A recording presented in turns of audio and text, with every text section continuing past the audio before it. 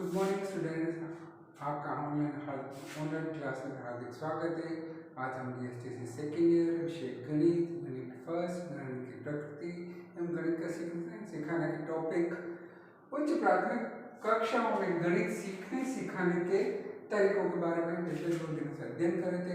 आज हम उसी को कंटिन्यू करते हुए संक्षिप्त रूप से शुरुआत करेंगे, जिसके अंतर्गत गणित सीखने सिखाने में पारंपरिक तरीकों का उपयोग किया जा रहा है, जो हम प्रारंभिक कक्षाओं उच्च प्राथमिक कक्षाओं में देख सकते हैं। गणित सीखने सिखाने में सामान्यतः हम पारंपरिक तरीकों का प्रयोग किया जाता है, जिनका उदाहरण हम किसी भी उच्च प्राथमिक कक्षा में देख सकते हैं। उदाहरण के तौर पर मास्टर जी सचमुच 7 वर्षीय सीता से नाराज से उन्होंने उसे 6 का पहाड़ा याद करने को दिया, पर हालत यह थी कि वो 6 दिया से आगे नहीं बढ़ पा रही थी। फिर मास्टर जी ने उसे उस पहाड़े को 10 बार पढ़ने के लिए कहा। जब वह 10 बार पढ़ चुकी तो उन्होंने उसे किताब बंद करके पहाड़ा बोलने को कहा, तो लेकिन वह बेचारी पहले की तरह जितना बोले उससे आगे वह न बढ़ पाई।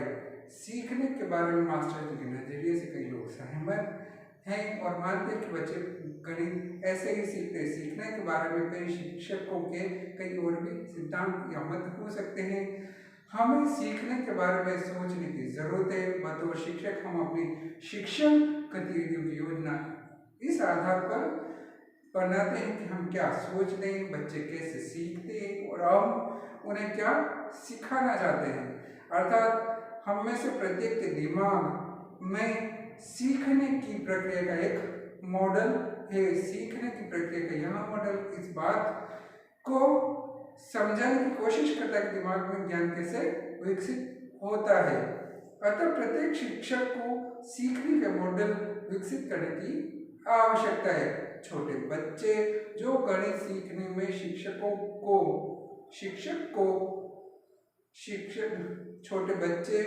छोटे बच्चों को गणित सिखाने में शिक्षक की सोच कई बातों पर निर्भर करती है। इनमें से एक बात यह है कि सिखाने की प्रक्रिया के बारे में शिक्षक की समझ क्या है। इसमें ही सारी बातें शामिल है, जैसे बच्चे कैसे सीखते हैं, शिक्षक की सोच, पढ़ाई जाने वाली विषय वस्तु की प्रकृति तथा इस बारे में शिक्षक की समझ के सीखने का मतलब क्या है। इन तीनों बातों को जोड़कर बनता है सीखने का मॉडल, जिसका चित्र हम पूर्व में आपको बता चुके। मैं मौखिक यही बता रहा हूँ कि नंबर 1 बच्चे कैसे सीखते की समझ होनी चाहिए, विषय वस्तु की प्रकृति होनी चाहिए और सीखना क्या है की समझ ये मॉडल में शामिल है। इनमें से कोई भी सीखने के किस मॉडल को अपनाता है वह काफी हद तक इस बात से तय हो जाता है कि सीखना शब्द से हम क्या समझते हैं। इसके लिए हम एक उदाहरण का अवलोकन करते हैं। नायर अपनी कक्षा 4 के छात्रों को भिन्नों की जोड़ सिखाने में 2 सप्ताह लगा चुके हैं। उसने पाठ्य पुस्तक तथा अन्य पुस्तकों में से कई सवाल बोर्ड पर उनके लिए हल किए। उन्होंने बच्चों को गृह कार्य के तौर पर पाठ्य पुस्तक के सवाल भी दिए। गृह कार्य जांचने पर उन्होंने पाया कि ज्यादातर बच्चे सारे सवाल सही कर लेते हैं। इसके आधार पर और कक्षा में प्रदर्शन के आधार पर उन्हें यकीन था कि बच्चे भिन्नों की जोड़ सीख गए हैं।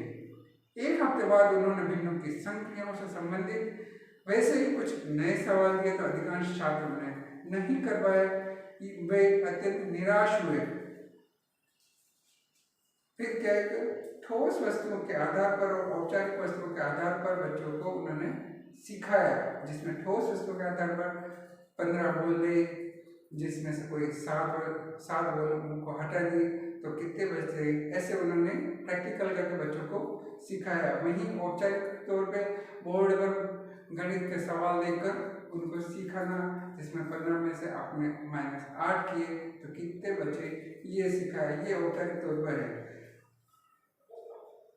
अलग अलग शिक्षक सीखने के संबंध में अलग अलग मत रखते हैं, जिनमें से कुछ निम्नलिखित है। जिसका फर्स्ट है, एक दिए गए उत्प्रेरक का अपेक्षित जवाब देना ही सीखना कहलाता है। वहीं नंबर 2, अभ्यास के कारण व्यवहार में बदलाव ही सीखना है। नंबर 3, अभ्यास व अनुभव के कारण व्यवहार में बदलाव ही सीखना है। वहीं नंबर 4, लगातार अभ्यास के जरिए व्यवहार में स्थायी बदलाव ही सीखना कहलाता है। ऊपर दी गई सभी परिभाषाओं में यही कहा गया है कि सीखना तभी होता है जब वह दूसरे लोगों को नजर आए, अर्थात दूसरे लोग सीखने वाले के व्यवहार में बदलाव देख पाए। जैसे इन परिभाषाओं के मुताबिक यदि कोई बच्ची आपको घटाने के किसी सवाल का सही जवाब दे दे तो वह घटाना सीख गई है, लेकिन वह सही जवाब नहीं देती है तो वह नहीं सीखी है। शिक्षक की इस बात में कोई दिलचस्पी नहीं होती कि गलत जवाब किस समझ की वजह से है या किस हद तक बच्ची अवधारणा को समझ गई है, पर हो सकता है कि बच्ची ने घटाने की कुछ समझ बना ली हो और शायद यह समझ लिया हो कि घटाने पर आपको पहले से छोटी संख्या मिलती हो, यानी जब वह आपको अपेक्षित उत्तर नहीं देती है तब भी हो सकता है कि घटाने के बारे में उसका कुछ एहसास बन गया हो। यह समझ शायद घटाने के सवाल हल करने के क्षमता के रूप में तुरंत नजर न आए, लेकिन जब वह अधिक से अधिक स्थितियों में इस समझ को लागू करती जाएगी तो उसकी समझ आगे विकसित होगी। कुछ मनोवैज्ञानिकों का मानना है कि सीखने की प्रक्रिया को समझने के अन्य तरीके भी हैं। वे यह अपेक्षा नहीं करते कि सवाल हल करने में पढ़ाया गया तरीका बच्चे तुरंत प्रदर्शित कर देवे।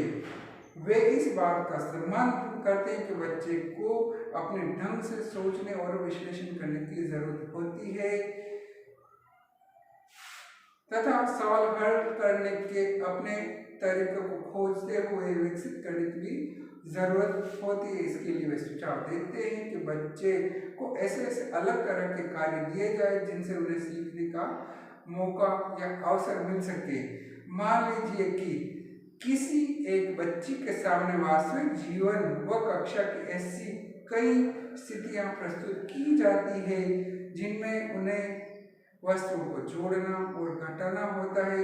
इनमें बाजार से सामान खरीदना और बेचना भी शामिल हो सकता है। काफी संभावना है कि ये अनुभव उसे संख्याओं की एक समझ बनाने में तथा जोड़ने व घटाने का अर्थ समझने में मदद करेगा।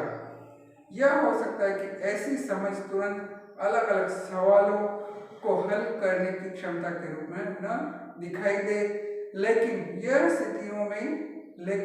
उन स्थितियों में एक विकसित क्षमता के रूप में नजर आए जहां बच्चों को इसकी जरूरत हो। बच्चों को सीखने में मदद के लिए दिए जाने वाले काम कई प्रकार के हो सकते हैं। कुछ शिक्षक मानते कि सीखना लगातार अभ्यास का परिणाम है। उनके लिए इसका अर्थ होता है कि एक ही काम को बार बार या लगातार करना। यह उन बच्चों को शाबाशी देना चाहते हैं जो उस काम को सही कर ले और गलती करने वाले को दंड मिलता है। मसलन वे बच्चों को एक विधि बताएंगे और उस विधि का इस्तेमाल या प्रयोग करके हल करने को कई सवाल दे देंगे। इसके बाद वे बच्चों के काम को जांचेंगे और सिर्फ गलत या सही का निशान लगाएंगे। इसके लिए बार-बार अभ्यास और आकलन से कितना सीखना होगा। क्या बच्चों को किसी अवधारणा से बार-बार संपर्क करवाने के कोई और भी तरीके हो सकते हैं।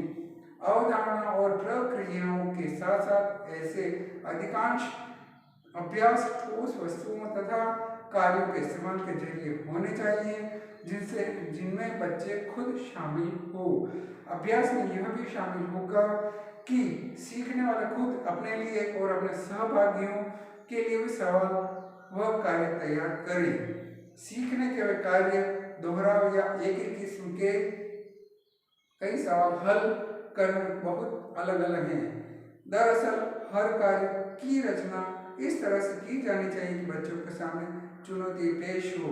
अवधारणा और प्रक्रियाओं के साथ ऐसी अधिकांश अभ्यास ठोस वस्तुओं तथा कार्यों को इस्तेमाल के जरिए होने चाहिए जिसमें बच्चे खुद शामिल हो। अभ्यास में यह भी शामिल होना कि सीखने वाले खुद के लिए और अपने सहपाठियों के लिए भी सवाल व कार्य तैयार करें। सीखने के वे कार्य दोहराव या एक ही किस्म के कई सवाल हल करने में खुद हल करने से बहुत अलग है।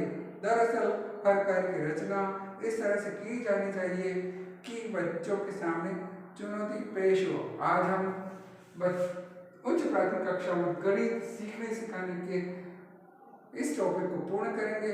कल हम सीखना यानी रटना बैंकिंग मॉडल का अध्ययन करेंगे। आपका दिन शुभ हो, आप स्वस्थ व आप स्वस्थ रहें।